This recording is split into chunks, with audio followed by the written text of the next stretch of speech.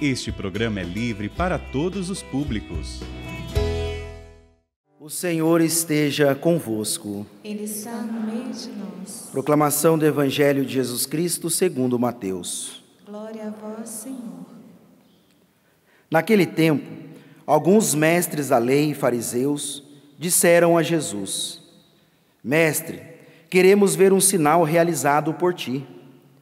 Jesus respondeu-lhes: Uma geração má e adúltera busca um sinal, mas nenhum sinal lhe será dado, a não ser o sinal do profeta Jonas.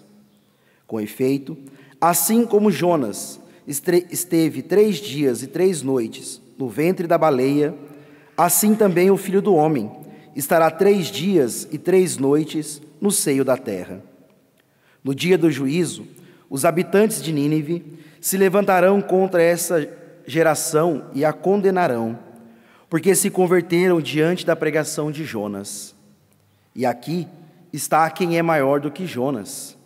No dia do juízo, a rainha do sul se levantará contra essa geração e a condenará, porque veio dos confins da terra para ouvir a sabedoria de Salomão. E aqui está quem é maior do que Salomão. Palavra da salvação. Glória a vós, Senhor. Queridos irmãos e irmãs, presentes aqui no Santuário do Pai das Misericórdias, aqueles que carinhosamente também nos acompanham pelo sistema Canção Nova de Comunicação, nesta segunda-feira da 16ª semana do Tempo Comum, a liturgia da palavra, de modo muito provocante, ela nos convida a assumirmos mais uma vez, a retomarmos a consciência que nós somos filhos de Deus, a tomarmos consciência da nossa dignidade diante do Pai das Misericórdias, diante de Deus, cada um de nós somos filhos. E tomando consciência da nossa dignidade, reassumindo a nossa consciência, a nossa dignidade, que nós somos filhos de Deus, voltarmos e renovarmos em nosso coração a coerência da nossa vida, a coerência da nossa fé, a coerência do nosso cristianismo, do nosso autêntico seguimento a Jesus Cristo. Tomando consciência que somos filhos, tomando consciência da nossa dignidade, possamos cada vez mais renovar em nossos corações, como filhos do Pai das Misericórdias, em colocar a nossa vida, as nossas escolhas, na esteira da vontade de Deus. Nós ouvimos na primeira leitura, a partir da leitura do livro do profeta Miqueias, esse chamado de Miqueias diante do povo que tinha esquecido de Deus. E porque esqueceu de Deus, esqueceu da sua dignidade, porque esqueceu de Deus, esqueceu daquilo que Deus fizera por eles, Deus que os resgatou, Deus que os libertou, Deus que os conduziu e Deus que constantemente não se cansou de se revelar como um pai.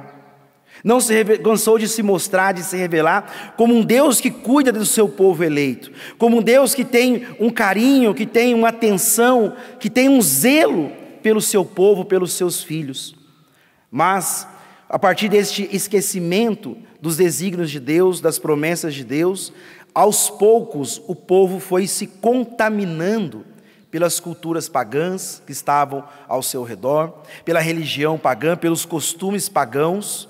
E aí o profeta Miqueias é suscitado por Deus para chamar esse povo de volta, para retomarem o caminho do Senhor, para que pudessem renovar em seus corações aquilo que é o amor de Deus, o desígnio de Deus para com eles, e assim se decidirem a voltar a viver na presença de Deus, a voltarem a viver na companhia de Deus, a voltarem a recolocarem as suas vidas diante da vontade de Deus, daquele Deus que os libertou, daquele Deus que os salvou, daquele Deus que generosamente se manifestou como um Deus amoroso, um Deus libertador a este povo.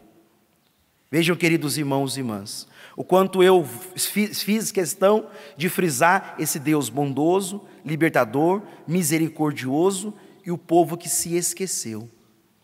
Quando nós esquecemos quem é Deus para nós esquecemos a nossa dignidade. Quando nós esquecemos quem é Deus para nós, que é o Pai, nós esquecemos que nós somos filhos. E, consequentemente, nós viveremos, nós colocaremos a nossa vida fora da vontade de Deus. Porque quanto mais filhos de Deus, mais conscientes pela ação do Espírito Santo em nossos corações, porque Ele que nos convence, Ele que nos faz clamar, Abá, Pai, é o Espírito Santo que trabalha em nossos corações, que nos faz cada vez mais recordarmos que somos filhos, e porque somos filhos, devemos viver na presença do Pai, e não fora da presença do Pai. Por isso que eu dizia que a liturgia nos provoca a tomarmos mais uma vez consciência que somos filhos, filhos de Deus. Para que assim, como o grito de Miqueias, como boca de Deus para este povo, voltar aos desígnios de Deus, porque consequentemente tirarmos a nossa vida da esteira da vontade de Deus, a desgraça aconteceu. E acontecerá com aqueles que fazem essa escolha. Não porque Deus é ruim, porque fazer o projeto de vida a partir da vontade, a partir das nossas vontades e não da vontade de Deus, nós vamos quebrar a cara. E é isso que o profeta Miqueias está chamando, conduzindo a este povo, a voltarmos, nos comprometer com a nossa conversão diária. A voltarmos a nos comprometer cada vez mais, como filhos que somos de Deus, desse caminho concreto, esse caminho sincero de conversão dos nossos corações. Porque constantemente nós somos tentados, constantemente nós somos conduzidos, constantemente somos provocados a esquecermos quem nós somos, a deixarmos de lado aquilo que é essencial na nossa vida, a vontade de Deus para cada um de nós. E se nós não estivermos nesta alerta constante, se nós não estivermos com esse coração vigilante, que não deve sair da vontade de Deus, que não deve se ausentar da presença de Deus, nós estaremos caindo neste esquecimento de Deus. E quando se fala esquecimento de Deus, não é que eu esqueço que Deus me ama, que Deus existe, não é que eu vou esquecer agora que Deus é o meu Pai. O esquecimento está associado ao compromisso de vida com o projeto de Deus. Quando eu esqueço quem é Deus para mim, a minha vida não mais está radicalmente com o projeto de Deus para mim. Percebam que quando nós vamos esfriando na nossa fidelidade aos desígnios de Deus, quando nós vamos, como Jesus condenou no Evangelho, quando nós vamos tornando essa geração má, essa geração adúltera, porque foi esquecendo quem é Deus, foi esquecendo o projeto de Deus, foi esquecendo que Deus tem um céu para cada um de nós, consequentemente nós vamos esfriando a nossa fidelidade.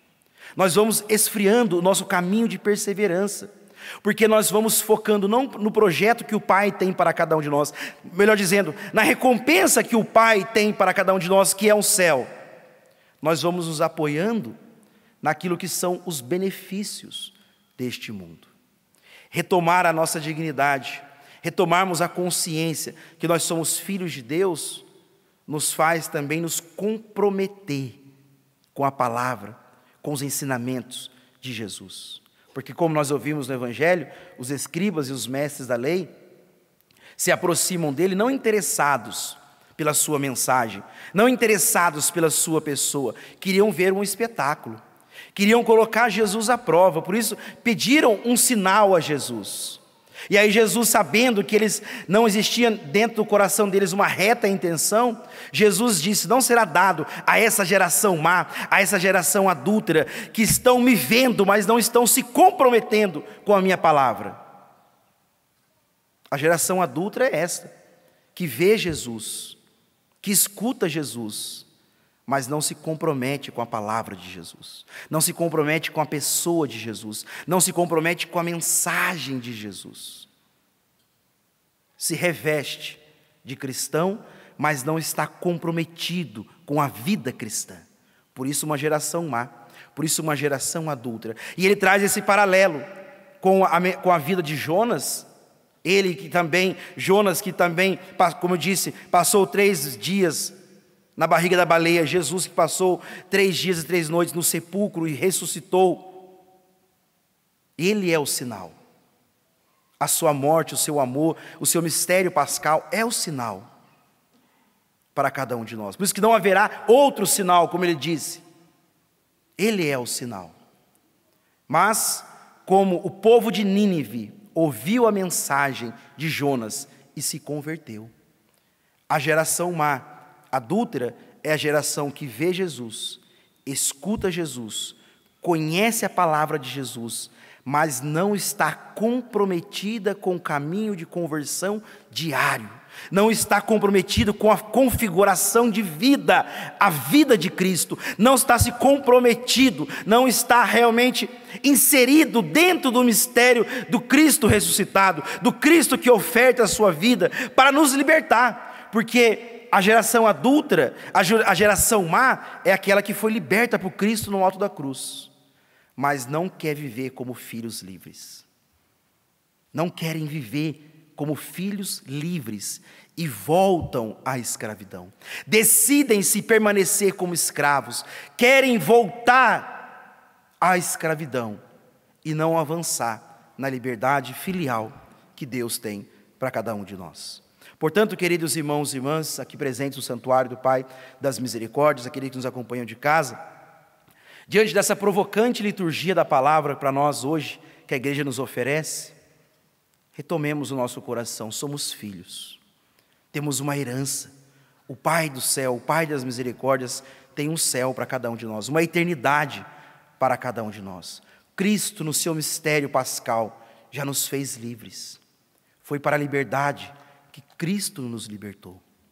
Coloquemos a nossa vida em direção à vontade de Deus, porque só Ele pode nos levar e nos conduzir à eternidade. Só Ele e só a vontade de Deus pode nos favorecer o céu que Ele tem para nós. Não queiramos voltar à vida de escravos, porque o Pai já nos libertou, para que assim, cada um de nós, assumindo a nossa dignidade de filhos, coloquemos a nossa vida comprometida, não com a mentalidade do mundo, não com o pecado, não com as nossas fraquezas, mas comprometidos com o reino de Deus, para que um dia possamos reinar com Ele também, na glória definitiva. Louvado seja nosso Senhor Jesus Cristo.